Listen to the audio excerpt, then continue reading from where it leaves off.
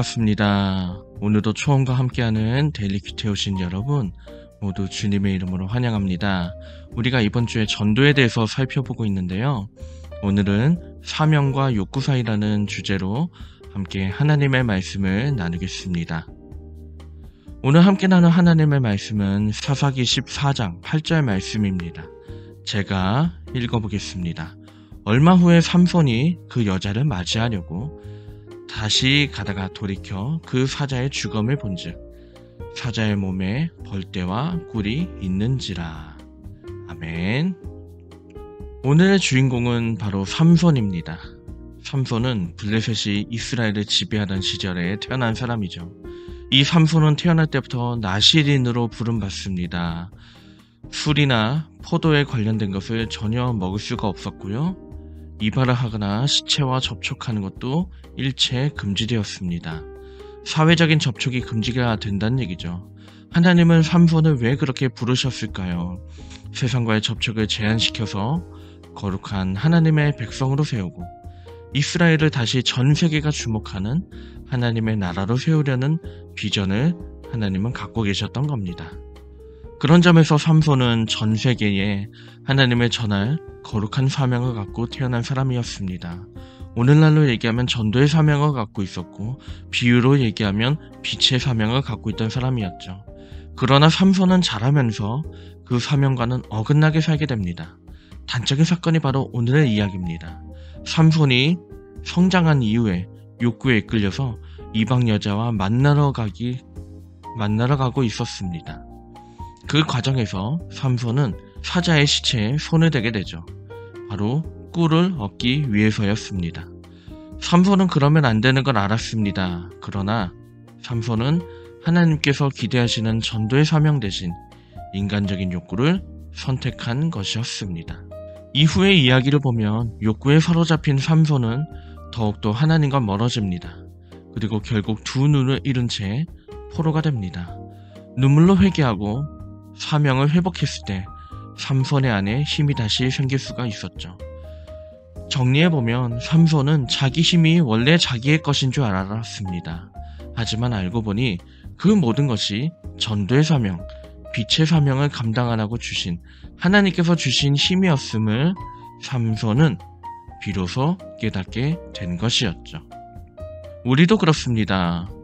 우리도 본능적으로 편하게 살려고 합니다.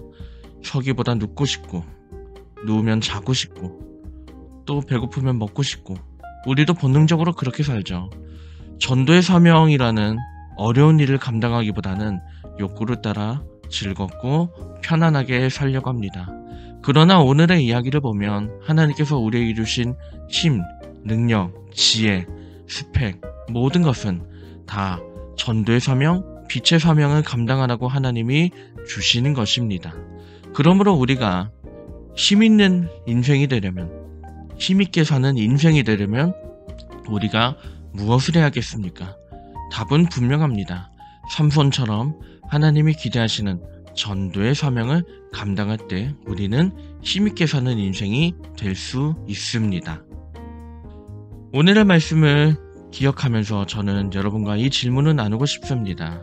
전도의 사명을 감당하기 위해서 지금 내가 할 수 있는 것은 무엇일까요? 라는 질문입니다. 물론 쉽지 않습니다. 왜냐하면 우리가 전도에 대해서 여태까지 이야기를 했을 때에 다 복음을 전해야 되고 사람들에게 외쳐야 되고 그런 이야기를 많이 강조하다 보니까 우리가 일상에서 전도하는 것 자체가 굉장히 두렵게 됐습니다. 그래서 저는 과연 우리가 흔히 알고 있는 바울처럼 복음 전하고 베드로처럼 설교하고 또 사람들처럼 정말 전도지를 들고 나가야 되는 그런 거 이외에 우리가 일상에서 전도할 수 있는 방법이 없을까? 내가 할 수 있는 방법이 없을까를 한번 물어보고자 합니다. 그래서 일상에서 어떻게 전도해야 할까요? 라는 주제를 가지고 초원의 도움을 받아보겠습니다.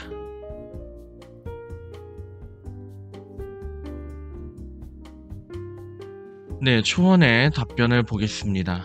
마태복음 5장 16절 말씀을 추천하네요. 이같이 너희 빛이 사람 앞에 비치게 하여 그들로 너희 착한 행실을 보고 하늘에 계신 너희 아버지께 영광을 돌리게 하라. 아멘. 초원이 추천하는 이 말씀을 보면 결국은 우리의 착한 행실을 보고 많은 사람들이 하나님께 영광을 돌리게 하라고 이야기를 하죠. 그러면 도대체 우리의 착한 행실이 무엇인가를 생각해 봤을 때 해설에 나온 내용이 되게 중요할 것 같습니다. 자, 해설에 나온 얘기를 보면 이렇게 나오죠. 우리는 친절과 동정심, 존중으로 다른 사람들을 대하며 하나님의 사랑과 은혜를 반영하는 삶을 살기 위해 노력해야 합니다. 또 그뿐 아니라 성령의 열매를 보여줘야 된다라고 이야기를 하고 있습니다. 또 이 초원의 해설을 보면 또 강조하는 이야기가 있습니다. 우리는 다른 사람과 의미 있는 관계를 구축하기 위해서 의도적으로 노력해야 합니다. 시간을 내어 다른 사람의 이야기에 귀를 기울이고 그들의 어려움을 공감하며 지지와 격려를 제공하세요. 그리고 나중에 되면 이렇게 이야기를 하죠. 기회가 생기면 우리 자신의 신앙 여정과 그리스도 안에서 찾은 희망을 나눌 수 있습니다. 성령께서 우리의 말과 행동을 인도하실 수 있도록 겸손과 존중의 자세로 그렇게 하는 것이 중요합니다. 굉장히 착한 행실에 대해서 잘 풀어놓은 것 같아요. 이 이야기를 보면 크게 두 가지 공통점이 저는 보입니다. 첫째로 우리의 본능과는 굉장히 다른 본능에 거스르는 그런 모습이라는 점이고요. 또 하나는 예수님께서 성경에서 보여주신 모습이었다는 겁니다. 예수님께서 성경에서 이렇게 보여주셨다면 어쩌면 하나님께서 예수 믿는 우리에게 바라시는 것도 바로 그런 모습이 아닐까요? 물론 고민해야 됩니다. 두렵습니다. 그러나 주님의 마음으로 열심히 감당하면 그 옛날 사도행전에서 많은 믿음의 선배들이 했던 것처럼 우리를 통해서도 기적이 나타나지 않을까요? 오늘 그 마음으로 오늘부터 열심히 그 일을 감당해보는 우리가 되기를 축복합니다. 이제 이 시간 기도문을 읽고 큐티를 마치려고 합니다. 자, 화면에 나온 기도문 함께 읽도록 하겠습니다. 시작. 하나님, 죽어 마땅한 저희를 예수 믿게 하시고 세상의 빛으로 불러주셔서 감사합니다. 그러나 저희는 또 편하고 즐겁게 살려고 합니다.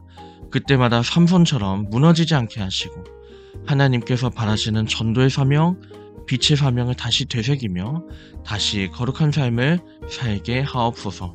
오늘도 길과 진리가 되시는 예수님의 이름으로 기도합니다. 아멘.